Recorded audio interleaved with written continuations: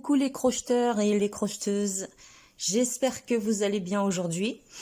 On se retrouve pour un nouveau tuto. Celui-ci, je voulais le faire depuis longtemps, ça faisait longtemps que ça me trottait dans la tête.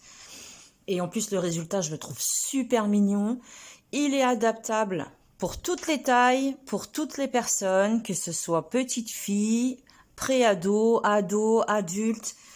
Vous allez pouvoir vous régaler à le faire. Donc il s'agit, comme vous avez pu voir sur la photo de la vidéo, de guêtres que j'ai enfilé moi-même sur mes jambes, sur mes chevilles.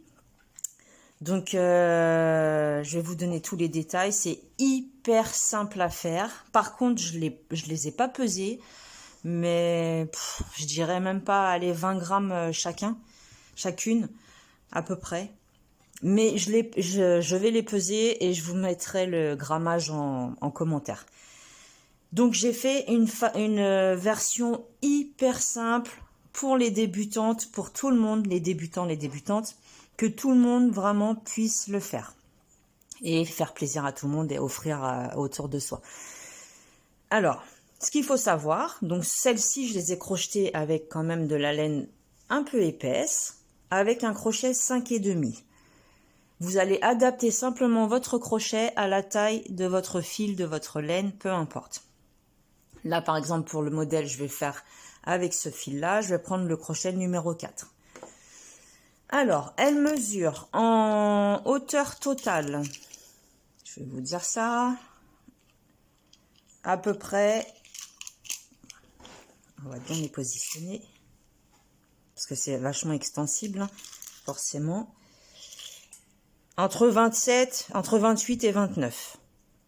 En hauteur et en largeur, on va être à peu près 15-16, à peu près.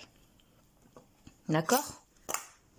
À savoir, vous pouvez les faire beaucoup plus longues, beaucoup plus grandes, beaucoup plus larges. Tout va dépendre de la maille chaînette de départ que vous allez faire. On va crocheter en rond. Ce qu'il faut savoir, c'est juste avoir un nombre de mailles paires pour pouvoir faire le fameux point élastique. Parce que lorsque l'on crochette en rond, il faut un nombre de mailles paires. D'accord?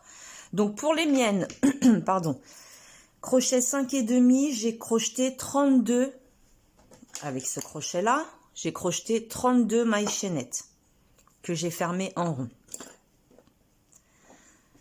Je vais vous montrer tout ça. Tant que c'est pair, il n'y a aucun problème. Donc soit vous prenez le tour de la cheville, mais vous laissez une marge parce qu'il faut qu'on puisse passer le pied forcément. Donc vous laissez une petite marge à peu près, je sais pas, entre 2 et 3, allez, 2 et 2 cm et demi en plus. Vous laissez pour pouvoir vraiment passer le pied et être à l'aise. De toute façon, là où on a fait la maille chaînette, ça sera le bas, même si on a fait un point élastique, parce qu'on a une maille chaînette tout le tour qui fait que ça devient un peu plus rigide en bas. Et en haut, vous voyez, ça peut s'agrandir largement. Si vous décidez de le monter un peu plus sur le mollet, ça prendra facilement la taille de la jambe de la personne pour qui vous allez les faire. Hein. Donc là, c'est un modèle ultra simple. J'en ai préparé des autres également. Un autre modèle, très facile à faire aussi, mais avec un petit point fantaisie. Donc pour l'instant, on va commencer avec du simple. C'est parti, j'arrête de parler et je vous montre tout ceci. Alors, j'ai commencé par faire, je vous disais, une maille chaînette paire. Donc là, pour l'exemple, je ne vais pas m'amuser à faire 50 mailles. Mince, déjà, c'est pas ce crochet-là, c'est le crochet numéro 4. 1, 2, 3, 4, 5, 6, 7, 8, 9, 10, 11, 12, 13, 14, 15, 16, 17, 18, 19, 20, 21, allez, 22. Je vais m'arrêter à 22, c'est un petit échantillon. Vous, forcément, vous allez avoir plus de mailles. Déjà, en fonction de la taille du crochet que vous allez utiliser, en fonction de la taille de votre cheville en bas pour que ça passe, vous faites le tour, hein, vous faites des mailles chaînettes et vous faites le tour de votre cheville pour voir si ça passe par rapport à votre pied, etc. Et en fonction de la laine que vous allez utiliser aussi. Parce que plus elle est grosse, plus vous allez utiliser un gros crochet. Et plus vous allez utiliser un gros crochet, et moins vous allez faire de mailles chaînettes. Le principe, il faut que ce soit un chiffre pair. Donc là, 22. Une fois qu'on a notre maille chaînette, paire, on rentre dans la première maille et on fait une maille coulée. Alors moi j'adore les guêtres, j'en mettais très souvent à l'époque où je mettais, que je m'habillais un peu plus, parce que là je suis à la campagne donc je m'habille, c'est pas que je m'habille pas trop, mais j'ai pas trop envie de salir mes fringues. Donc je mettais par exemple des petites jupes, des robes, des collants, par-dessus je mettais des guêtres, après je mettais des petites bottines, c'est super mignon, ça fait vraiment très mignon. Donc on a uni. On va commencer par faire 3 mailles en l'air équivalent à notre première bride, et sur chacune de nos mailles, on va venir faire une bride. Pour commencer, ça c'est le rang vraiment de préparation. Donc vous faites une bride sur chacune de vos mailles jusqu'à arriver à la fin et on se retrouve. Voilà, je suis arrivée à la dernière et là lorsqu'on va venir fermer, on va passer sous les 3 mailles en l'air de façon à préparer le rang suivant où on va faire une bride en relief avant, une bride en relief arrière. Donc, vous passez dessous les 3 mailles et vous faites votre maille coulée. Vous voyez, ça nous la met en évidence en fait. 3 mailles en l'air, équivalent là cette fois-ci à une bride en relief par l'avant. Un jeté sur le crochet, maintenant on va faire une bride en relief par l'arrière, ça s'appelle le point élastique. Donc on passe, on a le jeté sur le crochet, on passe derrière le travail, on passe devant la bride et on rentre tout de suite après la bride. On attrape le fil et on fait notre bride en relief par l'arrière. Maintenant, bride en relief par l'avant. On passe derrière la bride, elle se trouve face à nous et on fait notre bride. En relief par l'arrière. Je passe derrière, je suis plus devant, je suis derrière le travail, je rentre entre la bride en relief que je viens de faire, plus celle d'après, je passe et j'attrape mon fil, bride en relief par l'arrière. Bride en relief par l'avant, je passe devant le travail, j'ai la bride qui est sur mon crochet, je l'utilise pour crocheter une bride par-dessus, d'accord?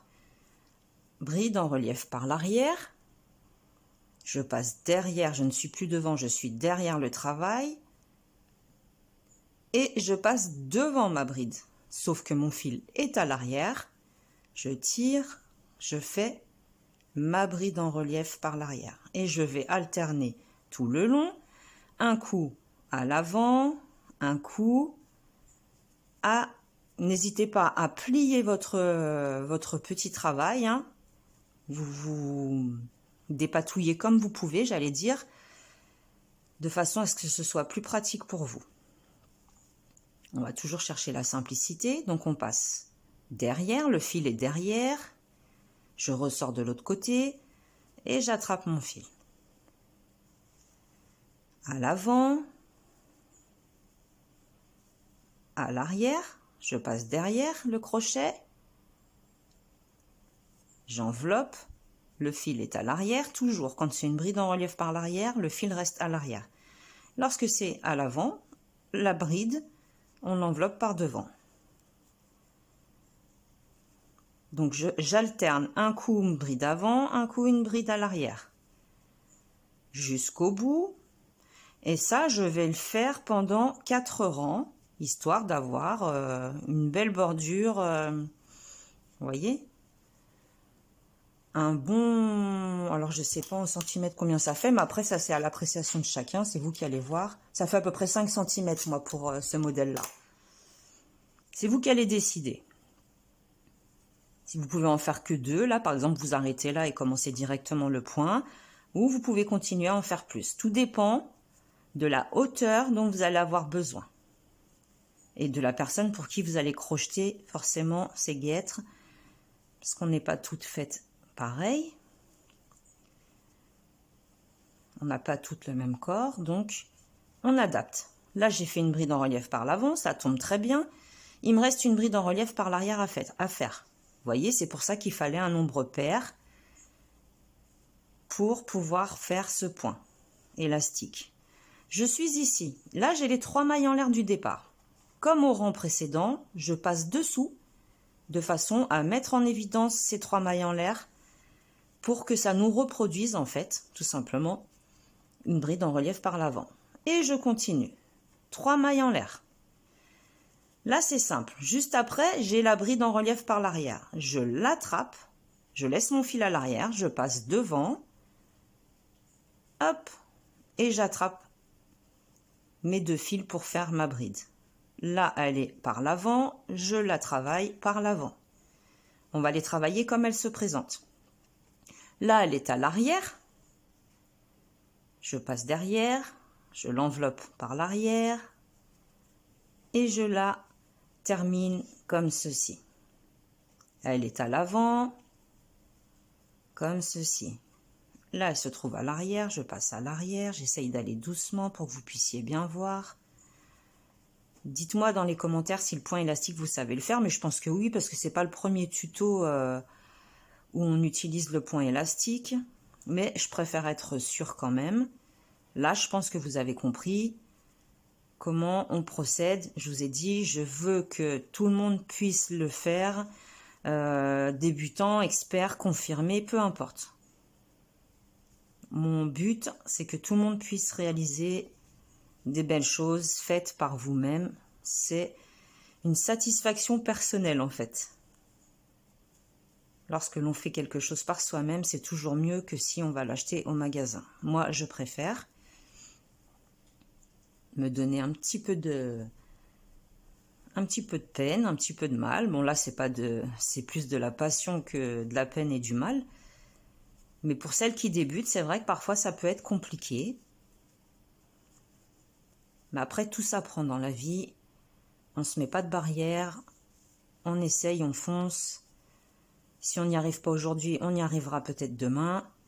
Voilà, faut pas abandonner. Il faut se battre en permanence. Dans tous les domaines. C'est pas que le crochet. Donc, je termine. C'était l'instant philosophique. Je termine ce rang, j'arrive sur la dernière qui se trouve être une bride en relief par l'arrière, donc je la travaille par l'arrière. Et là, comme pour les autres rangs, je passe en dessous et je fais la maille coulée. Voilà, on a un bon échantillon. Là, je verrais bien ce diamètre-là pour une toute petite fille. Alors, trop mignon. J'imagine un petit bébé avec des petites guêtres et tout. Alors là, c'est le craquage total. Trop mignon. Ensuite, une fois qu'on a la hauteur que l'on voulait en point élastique, on va faire 3 mailles en l'air. Et là, ça va être d'une simplicité infinie. Sur chacune des mailles, on va venir faire une bride. Voyez, le point est très très simple et vous allez faire des brides tout le tour. Pendant un nombre de tours que vous souhaitez jusqu'à atteindre la hauteur. Alors ici, j'en ai fait 9. J'ai fait 9 rangs, 9 tours. 1, 2, 3, 4, 5, 6, 7, 8, 9. J'ai fait 9 tours pour avoir ma hauteur. Sans compter, bien sûr, les tours en point élastique. Hein. Mais je me suis basée sur 9. Je me suis dit, c'est bien, c'est pas trop grand, pas trop petit. Après, c'est vous qui allez décider. Surtout en fonction de comment... surtout quel fil vous allez utiliser et quel crochet. Parce que forcément, plus la laine est grosse, plus ça monte vite. On est d'accord. Donc là, je finis tout ce tour en bride. On se complique pas la vie. On aurait même pu en maille serrée, mais alors là, ça va être un peu plus long à faire. C'est vous qui décidez. Mais c'est hyper simple. Vous voyez, maille chaînette paire de départ, point élastique. Après, vous faites le point que vous voulez. Bride, demi-bride, double bride, une bride sur deux, maille serrée. C'est vous qui allez vraiment décider. Ok? Moi, j'ai préparé, comme je vous disais tout à l'heure en début de vidéo, j'ai préparé un autre modèle que je vous présenterai bientôt. Elles sont plus petites, celles que j'ai faites, les autres. Elles sont plus petites, mais elles sont ajourées, c'est un point fantaisie. Donc j'ai fini sur la dernière. Là, cette fois-ci, on rentre dans la 3e maille en l'air du départ. Parce qu'on n'est plus en point élastique, on ne veut plus mettre en évidence la bride qui se trouve ici. Et on poursuit, toujours de la même façon, bride sur bride. Vous allez monter comme ça le nombre de tours nécessaires pour atteindre la hauteur que vous avez besoin. Je finis quand même ce tour et je vous montre. De toute façon, le haut et le bas, c'est similaire, c'est identique. Donc, une fois que vous allez avoir le nombre de tours que vous souhaitez, vous allez repartir sur du point élastique. Donc, exactement de la même manière que l'on a commencé. Vous allez unir, je vais vous montrer. J'ai bientôt terminé ce rang, ce tour. À partir du moment où vous voulez repartir sur du point élastique, vous allez faire comme je vous montre pour que ce soit plus facile pour vous. J'y arrive. Alors, voilà, je suis sur la dernière. Là, on dit qu'on a la hauteur que l'on veut. Je veux repartir sur du point élastique. Tout simplement, je ne m'accroche pas sur la 3e, je passe en dessous comme on a commencé. On fait exactement la même chose. Et je fais la maille coulée. 3 mailles en l'air. Là, c'est une bride en relief par l'avant, donc je sais que je dois faire une bride en relief arrière et que je vais alterner le travail. Ensuite, à l'avant. Ensuite, à l'arrière. Et ainsi de suite, jusqu'à obtenir, par exemple, le même nombre de tours que l'on a fait en bas. On va faire pareil en haut. 3, 3, 4, 4, 5, 5, peu importe. C'est vous qui allez décider. D'accord? Donc, j'espère que vous avez compris. Le principe est très, très simple, en réalité. Et puis, on peut faire vraiment des choses super mignonnes. Là, vous voyez, je trouve ça super mignon pour les petites filles. C'est vraiment... c'est trop mignon avec un petit legging, des petites boots. Moi, j'ai pas eu de filles, hein, j'ai eu que des garçons. J'ai 2 garçons. Ils sont très grands maintenant, hein, ils sont majeurs, vaccinés et tout. Donc, si vraiment, à l'époque où je les ai eus, il y a plus de 24 ans, si je crochetais à l'époque, je crois que la garde-robe elle aurait été remplie. Mais j'ai pas l'occasion de crocheter beaucoup pour des petites filles, puisque il y en a pas beaucoup autour de moi. Donc, j'ai une petite nièce, c'est tout. Donc, voilà. C'est pour ça aussi que je fais pas trop de tutos sur les petits enfants, parce que j'ai rien à côté de moi en fait. Hein. J'en ai pas, pratiquement pas. Donc voilà, des guêtres pour l'hiver que vous allez pouvoir mettre par-dessus les chaussures, par-dessus le collant, par-dessus le legging, avec une jupe, avec un short en jean, ça fait super classe. Un short en jean décollant vos guêtres, vous pouvez mettre des baskets et une petite veste cintrée. C'est la classe. Donc voilà, c'est tendance, c'est la mode. Je vous présenterai un nouveau modèle dans pas longtemps. J'espère que celui-ci vous aura plu. Dites-moi en commentaire, mettez-moi vos photos sur Facebook, n'hésitez pas. Bon, je vous fais des gros bisous, j'arrête de parler. Et puis je vous dis à la prochaine. Salut, salut!